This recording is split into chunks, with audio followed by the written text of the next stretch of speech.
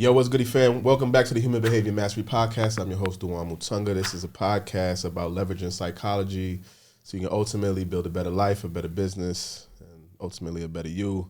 I got my brother here with me. He's not a guest on the show, and he needs no introduction, but I will say... I want my introduction, bro. You want the introduction? Yeah, let me get my introduction. You know what I mean? Like, everybody else get an introduction. I want to mention... Let me get my, you know what I'm saying? Let me get my brother his flowers. I don't You know need what no I'm saying? introduction. But Mr. Shands is here. My brother, really good friend, somebody that I'm able to have a real, honest, genuine conversation with about anything. Yeah, don't come on here talking about my feelings, bro. I mean, we're going to get into some You know things. You know what I'm saying? But let me ask you about keep it business, okay? We're not talking about emotions and feelings. We can't do that. But we been... He said we can't do that. We can't do that. But we've been building, growing together, and I think it's only right that you be here in this capacity. You know what I'm saying? So, appreciate you being here, bro. Thanks for having me on the show, bro. Yeah. So what's happening in your world now? Fatherhood is happening. Husbandhood, I'm getting better at it.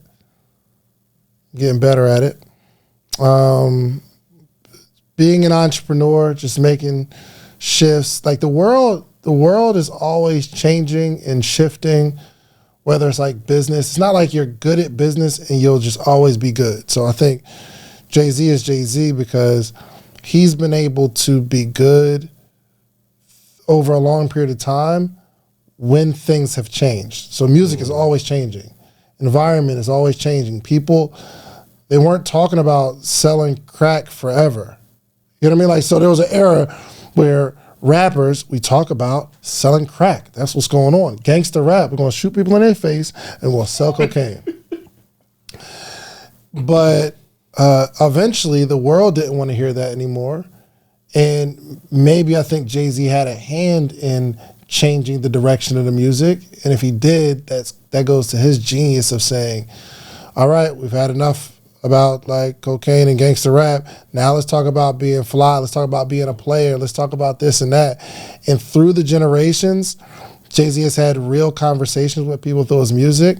And then like we understand that we're growing in the financial literacy space. So he drops an album about that. You know what I mean? So I think as an entrepreneur, we all have to figure out what's happening, what's shifting. And sometimes you have to create the shift. So I'm just following, just following my heart and following the world and where it's going when it comes to business. Mm-hmm. So what does that look like for you? Like, I mean, you mentioned Hov and how he's transitioned. Mm-hmm. Are you looking to make similar transitions or, move in a similar way? Or are you doing something that's just, you taking inspiration and influence from different people and kind of doing what feels natural to you? And if so, then what exactly does that look like? I'm definitely doing what feels natural to me. Like, so for instance, we have the podcast, Social Proof Podcast, and I interview people. When I started, there wasn't a lot of people interviewing people that weren't celebrities. Right. It wasn't a lot of it, right? It wasn't a lot of people finding successful people and saying, let's interview you, put you on a platform, you're a dope entrepreneur, let me expose you to the world. Not saying I invented it, but it just wasn't a lot of people doing that. But then as I'm doing it, EYL comes out and they take over the market of this financial literacy movement. So what happens is we do the interview, we take clips, put it on social media, and it's a bar or some good pieces of information in 60 to 90 second clips. Well, I personally am getting tired of that. You know what I mean? Like, we take a good thing that they said and put it on social media. And I'm like, it's just getting boring because everybody's doing it. Now, it doesn't mean I'm going to stop because we still do the interview, cut up the clips, put them on social media. It just is what it is, right? But me personally, that's why I started the hot seat because I need to do something that nobody's doing. Everyone's highlighting entrepreneurs who have won already. But who's talking to the people who haven't yet? And who's talking to them in a very, is it defensive or offensive manner? I'd be offensive. in a very somewhat offensive manner. I'm intentionally talking to them how I talk to the people who ask me questions in real life. You sound crazy. The way you're approaching this business is nuts. Or, bro, you're not working. You expect to have a result because you're talented, but you're not doing the work. Like, that's not fair to the rest of the world to have a quality seed and put it in the ground and not nurture it because it's a quality seed. You still got, so these are the conversations that I'm having with people, and this is me creating another industry. And I know, just mark my words, there will be a major competitor to what I'm doing right now. It's too good of a concept. You know what I mean? So someone's going to take it. But I just always prided myself in finding what feels natural to me. And when I get tired of something, it doesn't mean I quit. It just means I add another trick shot. I like that. Yeah. So now you're just building on a foundation that you laid. Correct. I think people get messed up because they want to shift and they stop doing the thing, and you just become this shifter that's always doing different stuff. You know what I mean? Jay-Z didn't just stop making music altogether, then say, I'm just going to be an executive producer role. He's still making music, but he's changing the context of the music. He's changing the content. He's changing the way he approaches it. Like, we're in a more woke world, right? Yes? More than 15 years ago. Yeah, we're having conversations that we were definitely not having prior to. For sure. The style was, let me get a fade, have a low fade, you know what I mean? Be fly. But Jay-Z was like, yo, I'm about to grow my hair. Stay home and grow out my hair. How many people thought it was weird? It looked crazy. It was cooking them at first. Yeah. But now they understand like what he was, I don't know if they understand what he's doing, but look at the world. We're all on some like, yo, let's be natural. I think me being able to express myself through how I appear, whether it's my hair, my dress, or whatever, that's okay because Jay-Z did it. But you got to take the shots first. Somebody got to take it first. Do you remember the moment when you felt like, I got to do something different? Like, was it a feeling? Was it more strategy? Like, do you remember that moment? No, I don't remember the moment, and I don't think it's as strategic as people think. Just was doing something. It's a feeling. Like you said, yeah, I'm going with what feels good. I got tired of it. I'm like, bro, everybody's doing it. And now I got to compete with everybody else that's doing the same thing that I'm doing. And if somebody's doing the same thing that I'm doing, and they've been doing it for a shorter period of time, I now look crazy if they grow faster than me. Because I'm supposed to be the OG. You feel me? Yeah. So I don't like the feeling of being in the number of everybody that's doing the same thing. And maybe this is some childhood trauma or something. Like, I've never been number one at anything. In terms of like a basketball team, I've never gotten employee of the month. We just randomly got yard of the month though in our neighborhood. It's a little sign that says yard of the month, but I can't take credit for that because Dre do that. That's fair. But I've never been the best at doing something or got the best results. I've always been good. Like, I've been a good basketball player, but I've never been the best on the team. You know what I mean? Not for you. So when things get too crowded and I know I'm not going to be the best, I have to create something because nobody else is doing it. You know what I mean? I have to create it. Do you feel a sense of competitiveness, or does it make you like, I'm gonna go over here and do my own thing? I don't know. Do you feel competitive energy, or is it just like, okay, it's time for me to go, I'm out? Nothing, no more than any other human being would feel. Like, I want to do better than someone that's doing the same thing that I'm doing, of course. But it's not like a driving thing like, yo, I really got to go, because it's not like that for me. I would rather be unique. I'd rather be the most unique than the most successful. And again, I'm saying that could be it could be me having recognized that I'm always in a scenario where I'm not the best, and I just remove myself from that situation. Do you feel like that started in the crib, like with you and Doug, or? No. I never competed with my brother. Or sometimes you don't realize.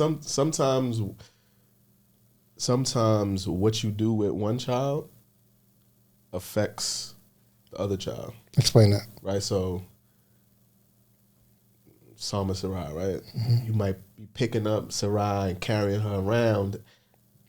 You doing that now changes how the world looks to Salm. Yeah, for sure. I'm very conscious of that though at home. Right. Like it. Yeah. So that's why because a lot of that stuff starts out at home, mm-hmm. like in those environments, and then they start to play themselves out. Yeah. So, I'm mindful of that. I even with my kids, like my daughter had a little runway of being the only child, mm-hmm. and then my son came, and it was like, yeah, what's happening with me? And so you mm-hmm. kind of have to make those adjustments. But what do you think that the need to like, when do you recall that being the first time you felt like the need to stand out, or feeling like I don't measure up to like maybe what somebody else is doing? I don't like the way that feels. I don't know if I ever like consciously thought about it. Like, wow, I'm never going to measure up, so let me do something else. I don't think I've ever consciously thought about it. But it's almost me looking back at all these different scenarios in my life where I when I'm doing something for too long and it gets crowded, I just have this desire to go over here. I just don't. I don't know. I don't know. This is like hindsight stuff. Looking at my patterns. That makes sense. Yeah. Sometimes you got to live a little bit of life to look back and be like, yeah. And because you're removed from it, you can look at it more objectively. For sure. For sure. Yeah. That's interesting. And I could sort of identify with, like, I don't want to do what everybody else is doing. Yes. I don't want to. Yo, what's goody, fam? Listen, I know. I'm going to let you get back to the episode, but I wanted to take a minute to let you know about the Human Behavior Mastery course. Yes, we have a course that we put together for coaches, consultants, corporate leaders, and entrepreneurs. I know you're listening to the pod and it's all of this numbers and the adaptive and the natural, the D, the I, the attributes. We put together a comprehensive course to walk you through exactly how to understand each one of the personality types, each one of the values, and we're going to show you exactly how to get the most out of each type. What things you need to avoid, what environments to put you in, and what pieces to put around you to be successful. So if you're looking at taking your business, your life, or your relationship to the next level, make sure you go check out the Human Behavior Mastery course. Back to the episode. I'm not interested. It makes me not want to do something when I see somebody do something. Yo, let me tell you, one time I remember the feeling of special. So my mom and dad split. I lived my whole life in Jersey. My dad moved to Philly. My mom moved to Atlanta. And this is 2001. In 2001, for those that don't know, they had a thing called an accent, meaning you sound different than everybody else. So I come down to Atlanta and I have what's called an accent. They say, oh, you got an accent. People don't even use that word anymore. You know what I mean? Because everybody's from somewhere else here. But I was special, so I had this New Jersey accent. So I stood out and I was special. You know what I mean? And it felt really, really good I felt really good about that. And I was thinking about it, maybe last year I was thinking about it. I was like, dang, Atlanta's not as special to me as it used to be because I can't use the New Jersey thing. I'm from Jersey as a talking point anymore. I can't. I'm no longer different because everybody's so from somewhere ingrained else. in the culture down here that it's like 100%. But no one's from here. That's the crazy part. I was looking at you had made a post about it. Who's your favorite Atlanta-based entrepreneur, mm-hmm. right? And somebody had mentioned Neo. Like, I know he's from Philly, but he Atlanta now. For sure. What I'm saying? Like, you've been here for so long that you part of the staple of the culture. Mm-hmm. Shout out to Neo. Yes, that's out. But okay, so that was the first time you felt like, I got some. Yeah, that was probably the first time I felt comfortable being different. Really? I felt so comfortable being at home in New Jersey, growing up in New Jersey, because I knew who I was and I'm just in the environment. Everybody sells weed, so I too am gonna sell weed. Oh, we all rapping, that's what we do. I'm a rap too. It's all good. But when I came down to Atlanta, I just felt so much different than everybody. Now there was other people from New York or whatever, and then we began to click up because we are different. Mm-hmm. You know what I mean? So it really, really felt good to be able to be different, have something that everybody else doesn't have. And was that just like out in the world? Because just my experience and just hearing you share, like, I heard you talk about the way that like your mom supported you and stuff like that, and how she like was so involved and mothered you, and like I've observed it. Mm-hmm. So did you also feel like that in the house with your mother, or was it just like something like? Nah, yeah, I knew. I felt it at home, but in the world, I felt a little like off, and then it clicked when I moved to Atlanta. Yeah, no, I always felt. I felt like I was my mom's favorite child, though. You know, and Doug, he'll tell you too. He's like, "Yo, y'all know, I would like to." Like my brother is the favorite. He knows he's the favorite. Yeah. He has stated and like said it in front of you. Y'all know what's. Come on, man, y'all know what's up. Because I never really got in trouble. I didn't do none of the stuff my brother was doing. Like my brother's always fighting or like getting caught smoking weed or something like that. Bro, I didn't do nothing but play basketball. I was just regular. You sound just like my brothers. Like yeah, I'm lit. You know what I mean? Doug want to go out and be with his friends and all that. I'm like, Mom, what we doing? What are we doing? I'm going with you. You going to the store? I'm going with you. So, I don't know. Yeah. So you always felt special in the crib. But yeah, 100%.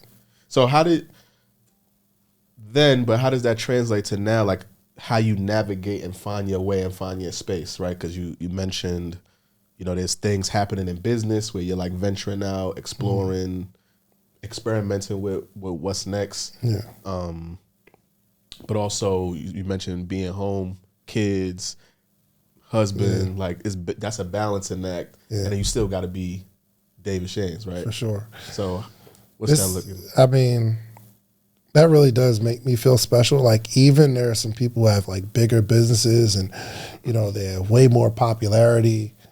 But I feel secure knowing that I have something that most of them don't have. And that's a whole family. And I'm not driven by the success or the money. You know what I mean? I really feel like that is a superpower of mine, where I'm not so focused on how much money I can make and how much impact I can make in the world and being the number one.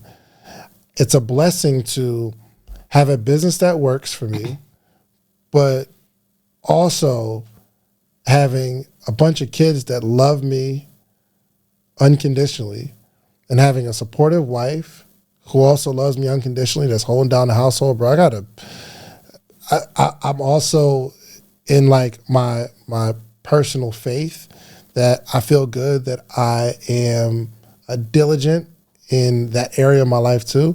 So things are good for me, man. That's why I'm not so driven. I used to be saying, I want to be a billionaire, but I don't desire that anymore. I want to live a good life where I have all of my boxes checked: family, faith, business, and it all works out. They all don't have to be like top tier, but I got a good blend, man. I got a good blend. So that's why nobody can stun on me like, yo, I make more money than you. I'm like, bro, but what happens when you go home? You can't beat me there.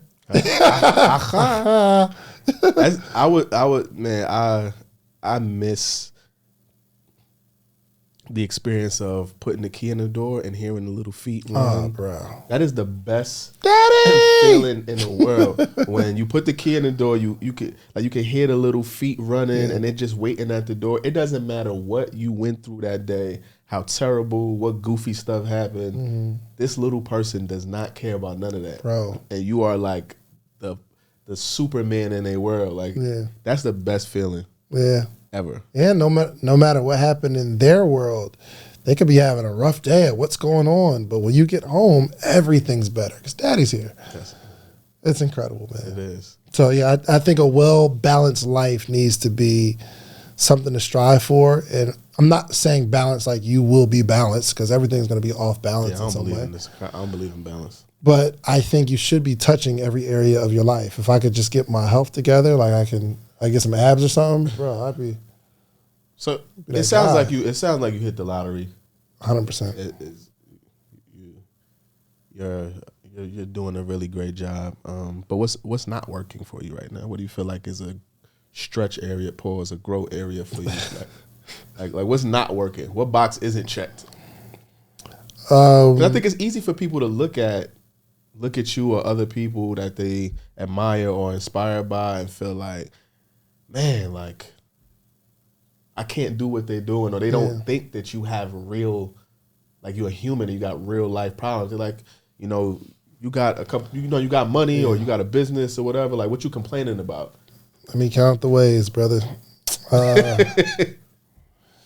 One, my view of myself, I should probably have more confidence, but I'm not as confident as people think I am.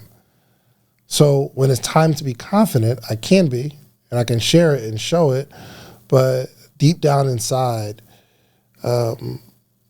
like I said earlier, I've never been number one at anything, so I've kind of settled in that. And I'm okay with that. But I should know that, like, I am number one at something. You know what I mean? So every day I wake up, I know something is going to happen that I'm probably not prepared for, and it scares me. It doesn't scare me where I'm anxious and worrying about it all day, but I know something is going to happen, and I always question, am I ready for this? I live in a state of anxiety because I know things can happen. If I have a tough conversation with somebody, like if it's like with my team or my staff or something like that, my mind automatically goes to, okay, what am I going to do because this may not end well? Anxiety. It's right. You have a lot to manage. There's some things that I really want to accomplish in my business, but it's going to take me going in for 3 months of like really going hard. But what does that mean for my family? If I have to go out of town for a couple of days, and last 2 months I've been traveling a lot more than normal. It's like, yo, when I come home, will Sarai be as excited, or will Psalm be as excited? When I leave, both of them are crying, right? Sarai's like, Daddy, don't leave. Can I come with you? I'm like, nah, I can't. But I'm dreading the day that I'm leaving, and she says, bye, Daddy. I'm like, whoa, where'd the need go? Hold on. What do you mean bye? No, what happened to the daddy? Don't go. No, I want to go with you, Daddy. The day that happens, and I think about this often. So inside me, there's always internal battles. So I for sure need to be a better husband. And it's not that I do anything like I don't disrespect her or, cuss her out or nothing like that. But I should probably be more trusting. There's certain emotional levels that I can't reach with, like, my daughter should be going through some stuff and I don't know how to fix it. Or you can't, or you choose not to. I don't think I have the tools. It's not that I'm not trying. I'll sit there and have a conversation. It's just the tools don't come to what to say, because it's hard for me to get her to open up about what's happening. And I'm trying to explain logically, if she does tell me what's wrong, how to get over it. And I'm so positive, and I know that you're not going to deal with this stuff forever. I know the friends that are disappointing you right now, you're not even going to know them in high school. You're in middle school. They're going to go somewhere else. You're not even going to know them. The people you're so stressed over, you're not going to know them. I know that. But that's not what she wants to hear in that moment. Because it's a big deal to her. I don't know how to make it a big deal. I don't know how to, I can't get my heart to break like hers is breaking, to find a common level, a common ground. Because nothing hurt me the way it's hurt her. So you struggle to empathize. I don't know if I struggle to empathize because I feel something, but I don't have the tools to fix it. Well, maybe you don't have the tools to fix it, right? That comes with experience and just building rapport. But you feel something. What are you doing with what you feel? It comes off logical. Do you give yourself permission to feel? So, okay, I think either we've had this conversation before. I think I've had this conversation with mad people.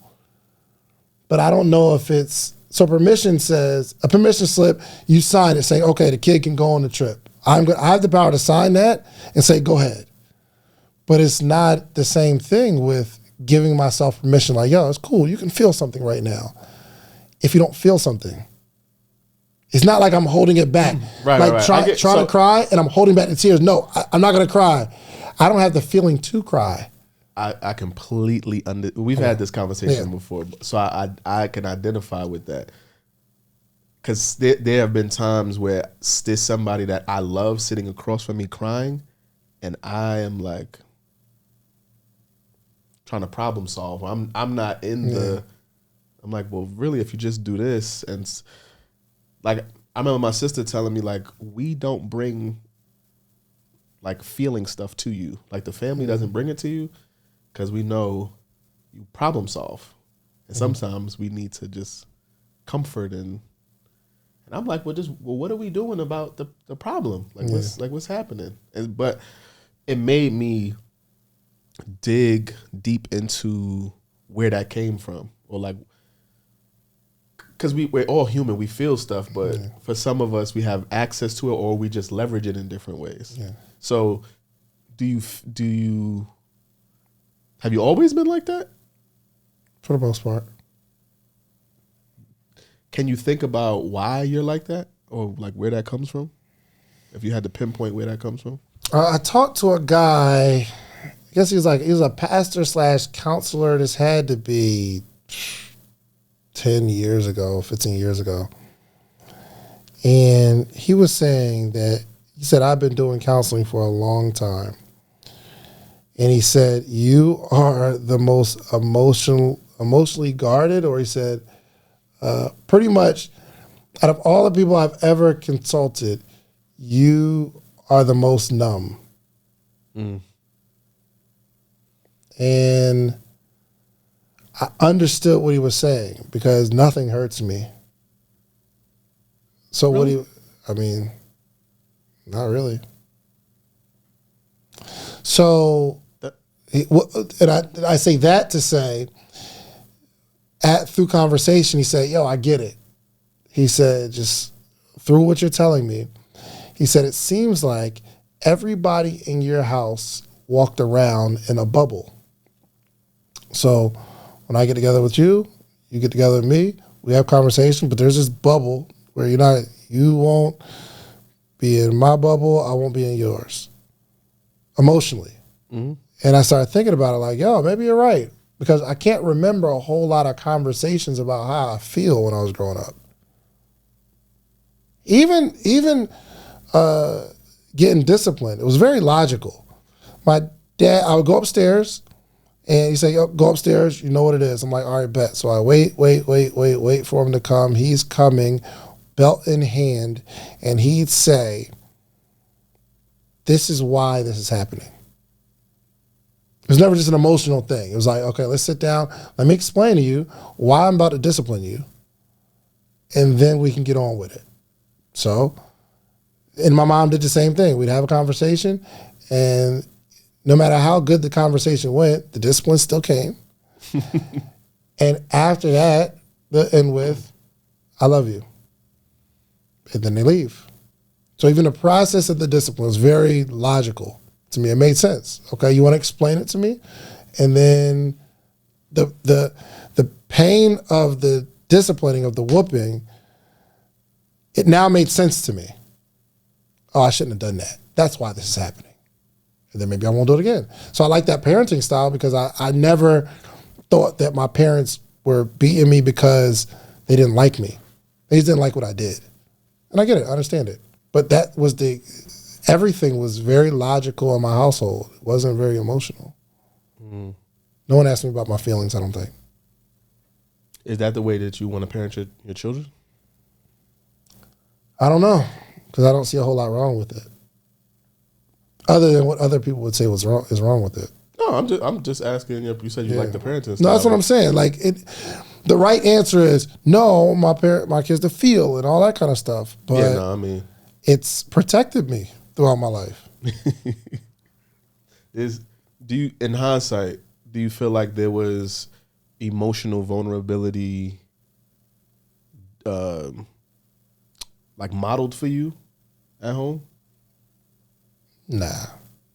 So you feel like that might be why you're unable to? Maybe. It's not a natural thing for you. Correct.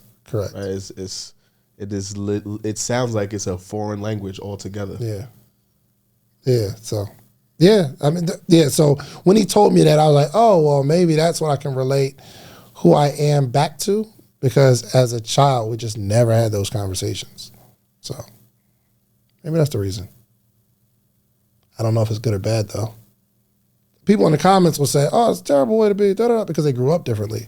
Yeah. But if you ever had your heart truly broken, you may have had that conversation with yourself like, yo, I wish I didn't feel this pain. I wish I could just brush it off my shoulder and go. And that's me. I'm what you desire to be in those moments. How do you reconcile that when in instances when you actually do feel a wave of emotion, right? So I think maybe the only time I've ever seen you emotional was when your mother passed. How do you, because what you're going to naturally feel goes against who you are or who you know yourself to be as a person in an instance like that, I would imagine, right? The way you've expressed yourself is like more stoic, more logical, cerebral, and then the person that you're closest with, like that has to be the most emotional event of your life. How does that work itself? Actually, I was probably more emotional with my father because this is my first time experiencing that hurt. My cousin passed, and it hurt. My dad passed, and it hurt.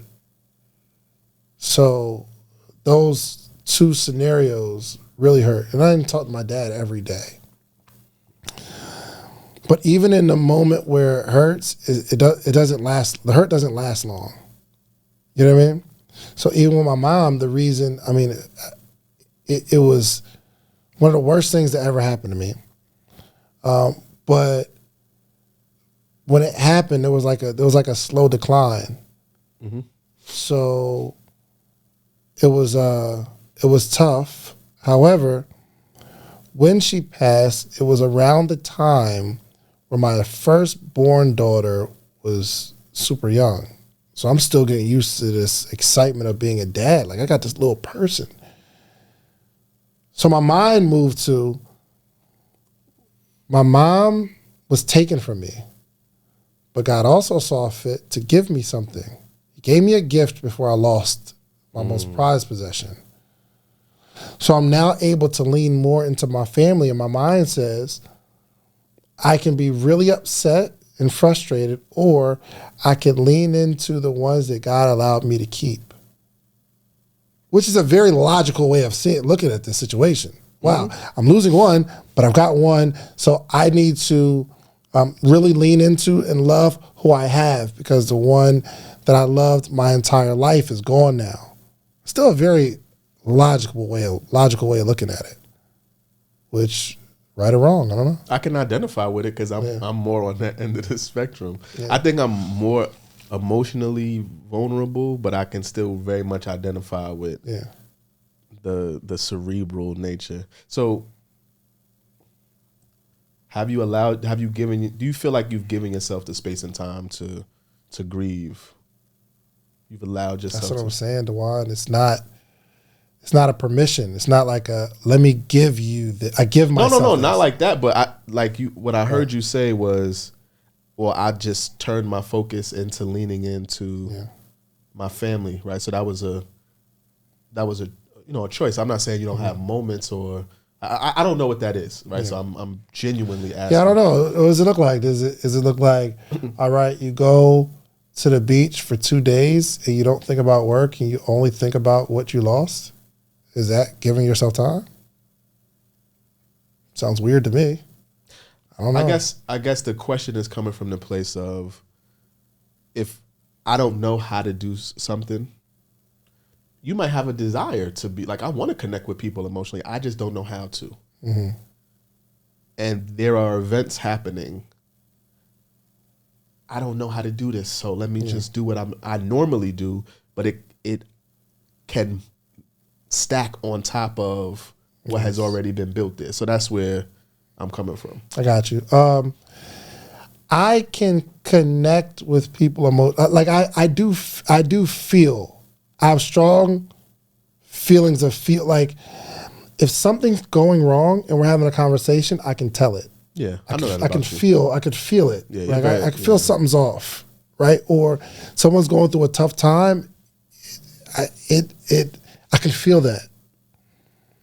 In terms of me doing something about it, I'm not 100% sure what. And I think I'm smart enough to know that when someone's crying, let them cry. I'm smart enough to know, like, there needs to be a moment. If I see something like welling up, I don't jump in and start fixing it. I have enough sense to know I'm going to let you deal with it. I've had to learn that. And I can I can navigate through it. It's not like I'm shying away from it. I can navigate through it. But again, it's me logically with the steps. Okay, now I got to wait until it feels like it's time to interject. So again, I'm not 100% sure. It's who I am, and I never thought that something's wrong with this. Because what would be wrong with the way I operate? I don't want to hurt the way people hurt. What's right? What do you feel like? Well, what's right about it? I don't know if there's a right or wrong. It's just who I am. It's one of the, and I would throw it out there, blanket statement. Yes, this is a flaw. This is something I need work on. But what do I do? Like, are you in therapy? You try therapy? Is that something that do you feel a desire to go to therapy or a need to go to therapy? Not really. Why you say that? I just never felt the need. It's never said, yo, you know what? Something's so broken for me. Like, I need to go to therapy. And I know that it's not about something being broken. That's why you need therapy. But I just never, like, I want to learn Spanish, but I never, like, desired to get Rosetta Stone and say, yo. Well, I desire, but I never did it. I never said, you know what? I need to learn Spanish. I'm about to buy this course. I'm going to sit down for 2 weeks. And I want to. And I think it would help, but desire, no. To get therapy, no. If you knew that it would help you connect with the people that you love the most, to be able to show up for them and support them. I mean, well, one, be able to show up for yourself in a certain type of way, but also be able to show up for the people that you love the most. Yeah, would that be motivation enough? Yeah, that'd be motivation. That'd be motivation. Because you shared that, like, I need the tools. Well, when you go to therapy, you get tools. Well, I said I don't have the tools. Yeah, when you go to therapy, you get tools and you learn how to use them. Right. But I didn't say I need them. I probably do, but I'm saying it's not my first thought. It's not like when I'm in this moment, I'm thinking, yo, I really, really gotta, like, get better at this. I've never thought of it. This conversation helps me think of it more, but my language is I don't have the tools to do that. So I'm logical enough to say, we're having this conversation with Corey. I'm going to do what I can to empathize, but I'm logical to know. Let me go get her mom. I'm going to tell her mom. Her mom will go in there and do what girls do with themselves. There's certain things that she needs you for, though. 100%. Like, And how do we know that she doesn't need me to be the more logical person? That's part of parent. There's no manual to this thing. Right. Right. So that's right. Yeah. But I remember telling my mother, like, Ma, you know, like I'm having a girl or whatever. She's like, good, because you're a jerk. you need a girl. Yeah. She'll soften you. And I was like, first of all, how about congratulations? Like, how about congratulations? Right. And I'm like, I'm a jerk. Well, I'm direct. I'm not rude. I'm not like a bad. I don't look for problems with people. I stay out the way most of the time. And I remember like holding her for the first time. I remember like feeling like, okay, well, I am the more logical person. I'm more grounded. I'm sturdy. Until she got to a certain age and felt like, oh, Daddy, you just don't understand. And like, now she don't want to talk to me. And now I feel helpless because she's realizing there's a void in me where we connect on everything, but now there's a disconnect. And that thing that you spoke about earlier where like I leave the house and she's not, where now there's things going on and she don't want to talk to me because she feels like I'm not emotionally available for her or I can't help her. Where I'm usually a safe space, I'm usually the first thing she runs to, except that. And now you got to sit with that and be like, look in the mirror like, okay, I need, like, how? And so I think that's one of the beautiful things that daughters, create space for with fathers is like, they force you to tap into emotions and, thoughts and feelings that you would have never tapped into for yourself. And if I'm being honest, maybe sometimes not even for your wife, but something about your daughter, like there's a look, there's a cadence, there's a chord in her voice that's going to hit you. And it's like, you be thinking about it and thinking about it. And you're like, and so I just, it took for me to go through some of that stuff before I really took therapy and those things serious or like started to open myself up so that I can connect with her. Yeah, for sure. So that she could feel emotionally safe, physically and all the other stuff she felt safe. But I didn't want that to be a impediment. So I just, just offering. That's good, man. This felt like therapy. Give it a try. You never know. I'll give it a shot. No, you know what I mean? Like it's you could treat it like a little sampler. You know what I'm saying? Like see. Absolutely. Little Tinder vibe. Like let me see. They got apps and all that. I'll check it out. Check it out. So what do you feel like is next for you, for David Shands? Continuing to grow, man, just being a better human. We made a list in the morning meetup of all the areas that we need to improve on and grow in. And I had to make a list of 5 areas that you need to grow. And then I said, out of the 5, what are the 2 most important? And they kind of went through those 2. Then I asked them to pick one that would be most important than the other. And let's spend the next 2 months working on that one. So it could be emotional, it could be business, could be organization, could be patience, could be emotional control, anger management, whatever. What's your one? Being intentional in learning. So there's one thing that's I need to fix. If I get an email that's too long, I just won't read it. If I get a text message that's too long, I won't read it.